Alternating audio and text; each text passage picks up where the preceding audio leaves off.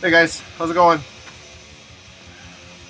My name is Marty, and I am back for another glimpse into my vinyl collection. I think this is the 15th edition of that captivating series. um, yeah, nothing really new to report. I got a few new records, but not a whole lot because of the whole job situation. But I do have a whole bunch of records I haven't shown, which I will eventually get to that. But for now, I just want to plod along on this vinyl stack.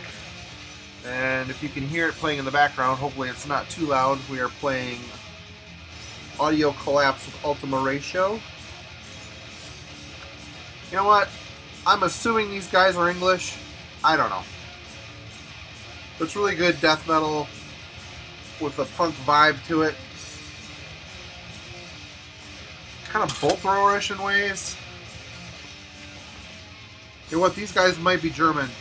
I don't know. I don't know anything about them. I have a couple of their CDs. I enjoy them.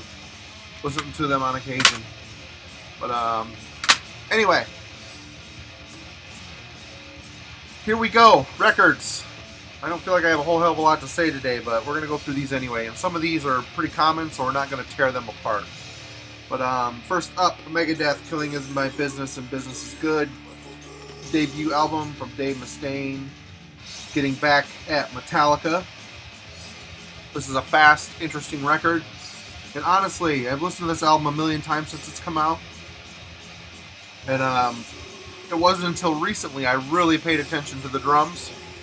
And this album, you should listen to the drums. Gar Samuelson's drum performance on this album is fantastic. And the drum production is just a real heavy, room-sounding drum tone. He's playing some shit that's off the charts on here, and it really brings this material to life, I think. Next up after that was the second album, He Sells But Who's Buying.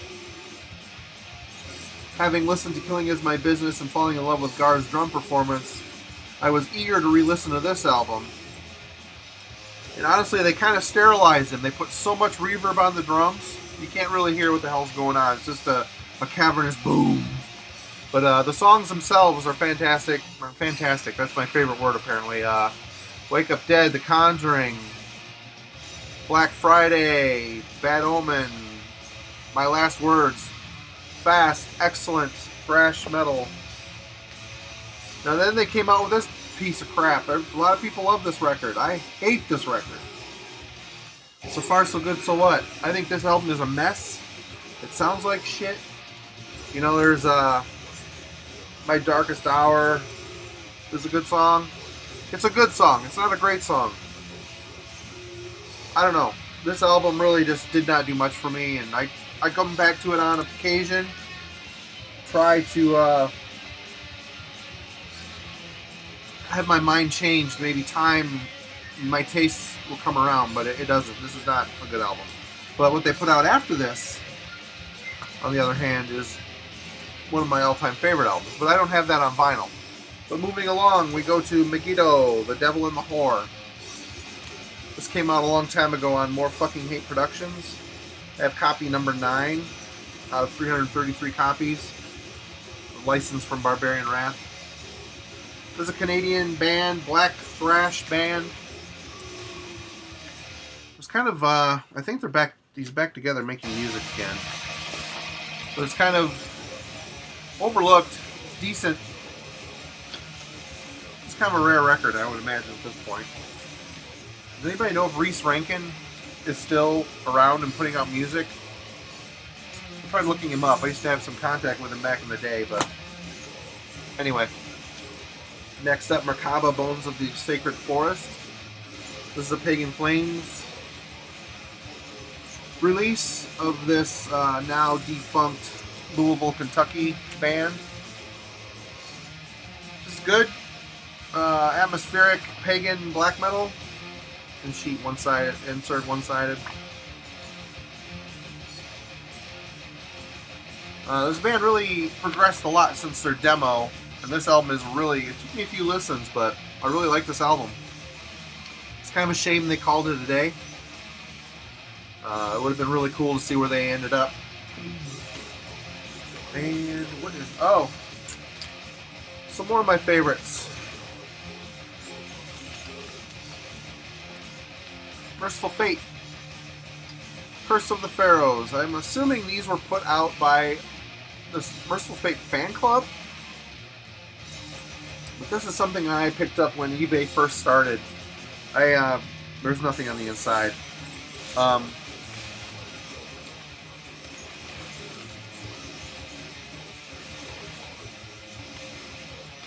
It says Satan's Nightmare, Curse of the Pharaohs. Satan's Nightmare is the label, apparently. Long time ago at Camelot Music, does anybody remember Camelot Music? There was one in Traverse City. Used to get all of these great things. I picked this and the record I'm going to show you next up on cassette there. And it was like a super long hunt, forever, to get these on vinyl. Finally found them. Basically, this is demos.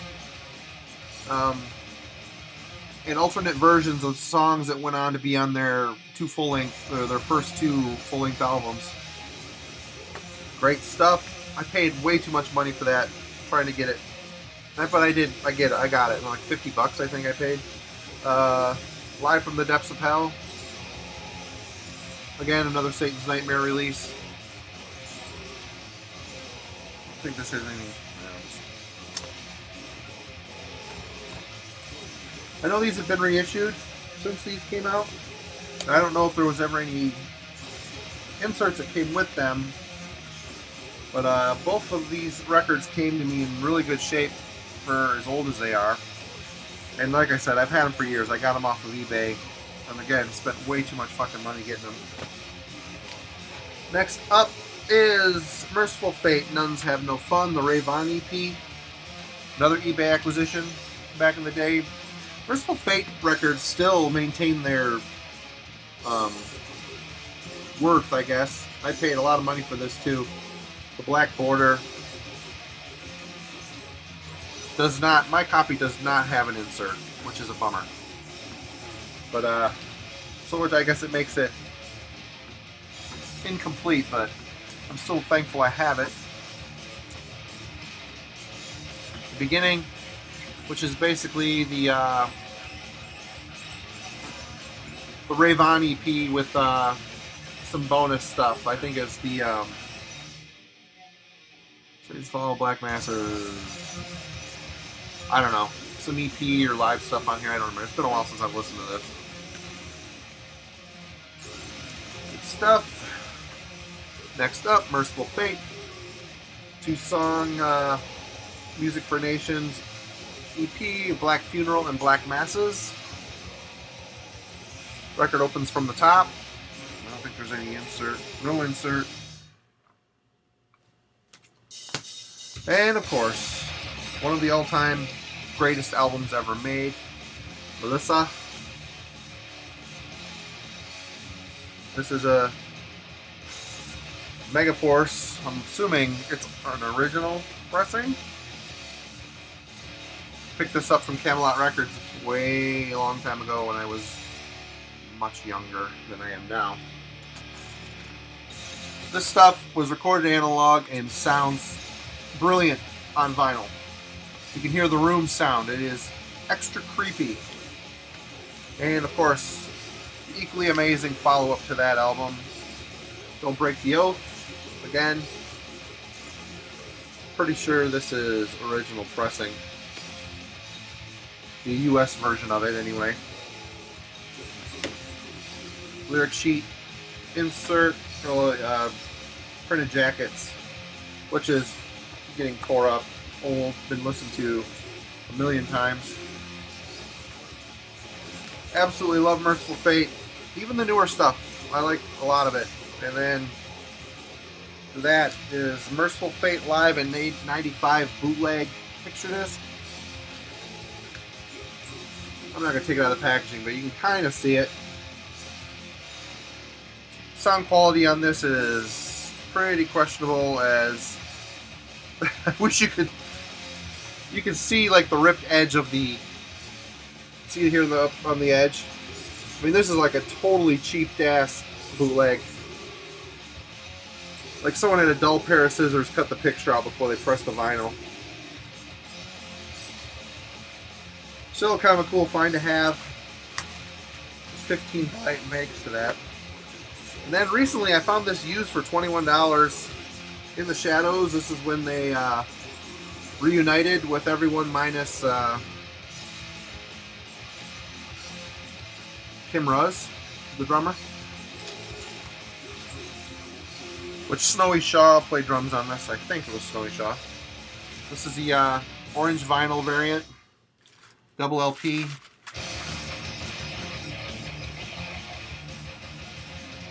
Yep, Snowy Shaw. Love me some Mercyful Fate. Love it. Next up, staying in tune.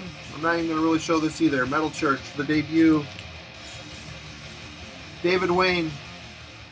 Untouchable vocal performance and an untouchable album. This is great. A lot of people put these up like a lesser form of Metallica. In a lot of ways, this album is better than Metallica's output, in my opinion. I mean, this and their follow-up, The Dark, another great record. They were so smart, and the songs were so well written, so hooky yet heavy. Amazing. And then some changes started to take place. Blessing in Disguise, Mike Howe on vocals, who has recently returned to the band for their 11th album. Haven't picked it up yet. I hear it's really good. I'm going to check it out. And honestly, at the time when this came out, I wasn't feeling his vocal performance at all. I preferred David Wayne, even though I did not enjoy David Wayne's project after he left Metal Church, which was Reverend. Didn't much care for it. I thought the songs were kind of lackluster. Moving on, Metallica, Whiplash. Don't really need a whole lot of setup for that, do we? Kill 'Em All. Got this for $7.99 in great shape, which is nice. I mean, it's in really, really, really good shape. Classics. Ride the Lightning. Again, I paid $10.99 for this one, but still, it was worth it. This album is in great shape. Elektra. What's anything on the inside of this? Yeah, it has a printed insert. Printed jacket.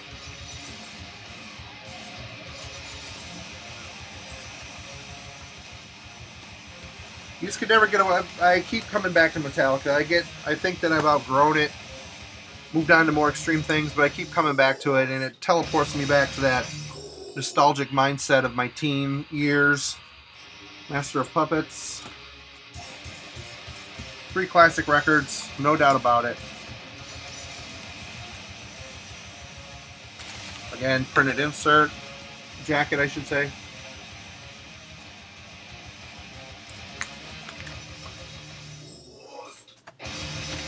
Definitely a genre-defining album. But, you know, I listen to these albums now, and is it really thrash? You know, people call Metallica these days dad rock. You know, I don't know what that means, but is it really thrash metal? I mean, I listen to it, it's just really heavy, aggressive metal. I think Megadeth was more thrashy than Metallica was. But still, great, untouchable albums as far as I'm concerned. And moving on, more extreme side of things is Migwa. Further, this is Presence, Power, and the Will, 12-inch. A very unique Polish band. They don't really sound like anyone, and I think that's why so many people have latched onto them. And this is the Migwa, Further Down the Nest 12-inch EP, LP. It's Further Down the Nest. And the other side is whatever the fuck that is. These are not original pressings. I was a little slow getting some of these records over the years. Full-length Groza and the Baron Simplistic Northern Heritage design. Lyrics are on the back jacket. I don't think there's anything on the inside of these things. Excellent full-length album. Really, it's black metal, but it's such a weird driving style. It's really hard to classify it, and I think that's why this band has gotten so popular, is because they don't really sound like anybody, and they're doing something different, yet maintain enough of an original, you know, traditional black metal aesthetic that it keeps people interested. Another great full-length album with Hearts Towards None. Again, lyrics on the back jacket due to the barren Northern Heritage aesthetic. It works. These are all black vinyl, so I'm not going to show any of them to you.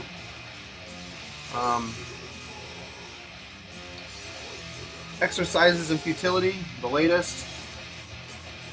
I think this is white vinyl. I can't remember. Nope, black vinyl. Lyrics on the back. And all I grabbed, but I have a little bit more time. Let me pause. Alright, I'm back. I don't know if I'm going to be able to splice these together or not. The old video I could have, but this one, I have no idea. But anyway, moving on, a few more records. Blutenkrieg by Moonblood. This is a complete and utter bootleg, double white vinyl. The edges of the record are cut so shittily that they're sharp, actually. But this is great. This is a great full-length effort from Germany's Moonblood. If you are not into this band, I would greatly suggest you give these guys a try, this album a try. Moving on, Morbus Kron. This is Swedish death metal featuring Nicky Andersson's brother, Nicky Andersson from Entombed's brother. And actually, this album, Sleepers in the Rift, I think it's called. Yep, Sleepers in the Rift. I thought this was okay.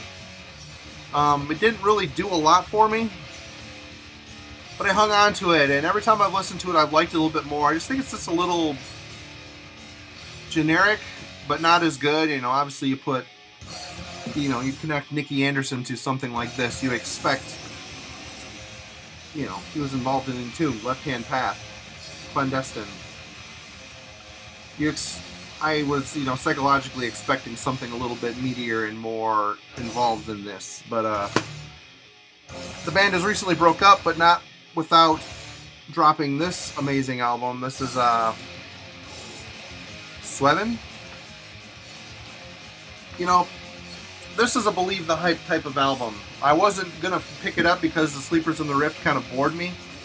But this album, the band evolved into something completely unique. It is death metal, but it is completely 100% creative. Comes with a massive booklet. Very cool artistic booklet. A lot of artwork. I'm not going to show it all. It's kind of difficult to show this stuff. Look like a bunch of good boys. Well-mannered boys. But yes, great album. And I guess I can understand them wanting to end it after this, because where do you take it from here? Very advanced, ahead of its time type of death metal for sure. Moving up to Germany. This is a great album. Well, an EP actually. This is Resurrection Absurd by Morgue.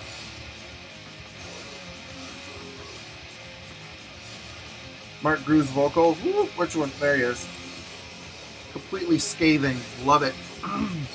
They took this and crammed it together with another EP and released it in the US. Century Media did. Full-length album. Eternal classic. Moving on. This is another more fucking hate release. This is number 24 out of 300. This is... I can't... Why am I having a brain fart right now? I have 2 covers that came with this. Full brain fart. Mortuary Drape. Secret Sudaria. Comes with a printed insert.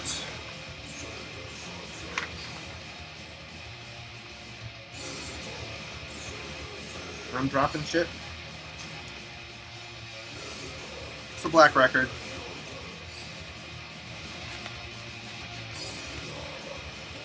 I don't see many people showing that. I don't know if I've ever seen anybody show them the more fucking hate version of this, but along with the insert, I don't know why Reese sent 2 in covers, but he did. So if anybody's in need of a cover, maybe yours was damaged, I've got a spare. Hit me up. I will work something out with you and we'll get you a nice clean new one. Next up, from Germany, after Moonblood broke up, half of the band went to Napalm. And this is... And the Wolves Died. And the Wolves Died. Gatefold, 1 LP set. Cultimores is a master. Writes some really good riffs. Doomed to Die, I think, is the EP. Fantastic EP, but this is really good too. Really melodic, mid-paced, pagan-styled black metal. At every one of their albums, they do a Bathory cover. And this one, they do Blood and Iron. Yeah. Good stuff. I mean, it's nothing outstanding or great, and Moonblood was, you know, straight up fast black metal, maybe a lot more appealing to a lot of you, but Napalm's definitely worth checking out. And next up is Spectral Nachtrike Split 12-inch, The Quivering Lights. This is something that myself and my friend Jim Clifton released on Vinyl Recordings and iWaz Recordings. Split release, very plain, simplistic design, which reminds me a lot of Joy Division's Closer, which I love. This is a Greek and a German band. Simplistic. This is like neo-folk mixed with black metal and classical, neo-classical type instrumentation. Simplistic insert, lyrics. And this album has probably been iWaz Recordings' biggest seller thus far, and we do have a handful of copies left of this on vinyl, so if you are interested in getting this, it's the matte reverse board printing too, really nice feel to it. It's a good price, and it's a really cool, interesting split, where both bands, instead of just doing one half of the album is Nachtrike, the other half is Spectral, they alternate tracks on the split and combine their efforts in a couple of the songs. It's really a great, interesting split. You would definitely should check out. You know, there's a chest pressing for that. And you know, I've often thought of trying to sell this record because I could care less about this band, but it's got a seam split on it, and the way Blake went out with being a drug loser and a rip-off artist, Reign of the Malicious, my Mistium, sorry. This is a Somber Records pressing, which I think is the original pressing as far as I know. I could be wrong. And it is just a black vinyl on no insert. You know, this is okay. I'm trying to, you know, it's US black metal, trying to be European the best it can. It's okay, and I can't really tell you much about this album because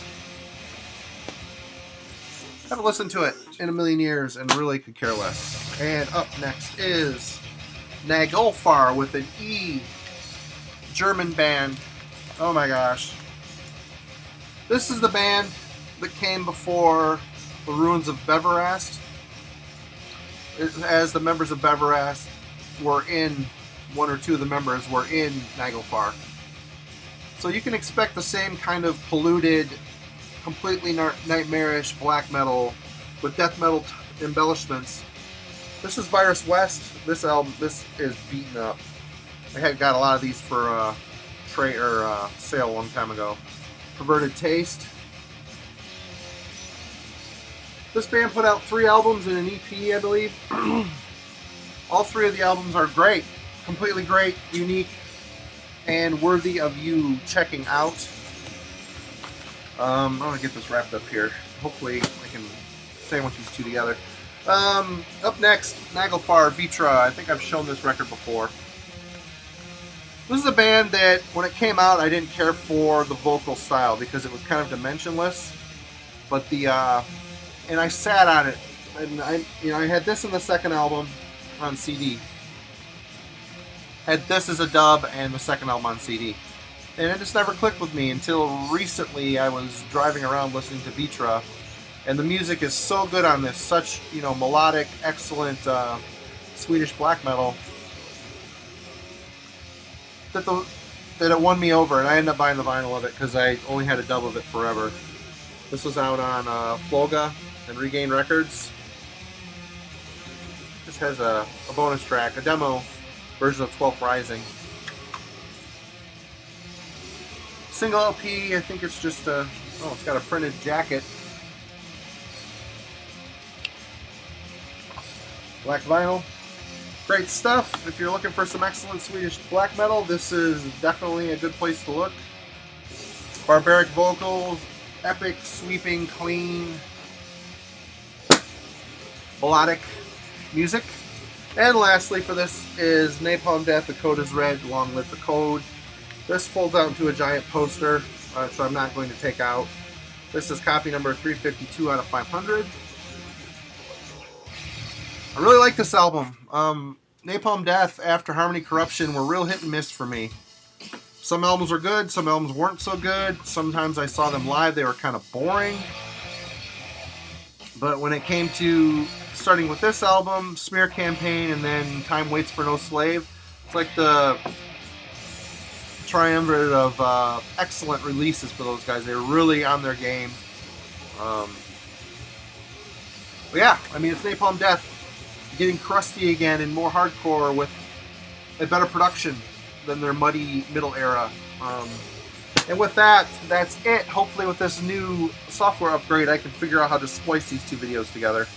If not, oh well. In the meantime, I got like 400 and some subscribers to this channel, but the Bindrune YouTube page only has a couple hundred. If you guys would like to keep up with whatever Bindrune videos are coming down the pike and look at some of the ones that are there, they're usually like teaser trailers for upcoming albums. Please look up Bindrune Recordings and like the page so you have up-to-the-minute info as soon as we can get it out to you. But for now, that's it. Thanks a lot for watching. Feel free to comment. It's been great talking with you guys. And subscribe if you like what you're watching. And until next time, we'll get back with another stack of records here soon, hopefully next week. Take care, everybody. We'll see you.